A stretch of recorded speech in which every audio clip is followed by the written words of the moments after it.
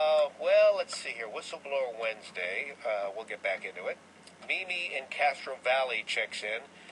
Okay, Mimi, this is really important, and you have been a true patriot and a vanguard for the truth on this issue. As you know, it's always incredibly difficult, and I think it's this way on purpose, to explain to our listeners, especially new listeners, what this One Bay Area plan is all about.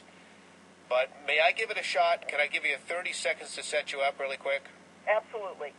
Okay, so the One Bay Area plan, folks, it sounds Orwellian. I write about it extensively in Eco-Tyranny. It's happening here in California. It's all legislated. It's moving forward like a freight train.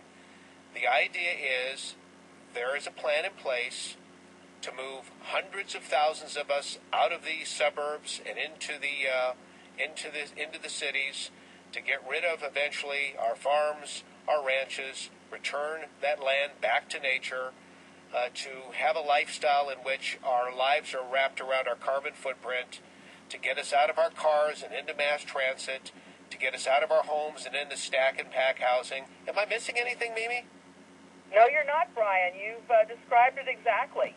And the thing is, most people think it's so crazy, they don't think it's going to impact them. And I think the important thing about what I'm about to say, which is they've just come out with the housing numbers, is really critical. What they're doing is every single city has been given a number of housing units that they're going to have to build over the years. And these units are going to be in transit-oriented development, TODs. Transit-oriented development. So that means every single city in this Bay Area is going to have a high stack and pack downtown near a transit village. So no matter what your city looks like now, the character is going to completely change. And the other thing that's so insidious about this plan is it's going to impact schools. We just had an example from the town of Pleasanton at the school board meeting where they said, hey, we were initially anticipating 1.2 kids per unit. It's actually 3.8. When Dublin put in their high-density housing, it was 3.8 kids per unit.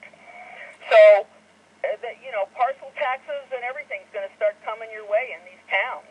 And again, Mimi, this also impacts landowners because zoning is going to change, and you may own a piece of property in a city, and suddenly the city is going to come to you and tell you exactly what you can do with that property, which is probably not going to be to your benefit.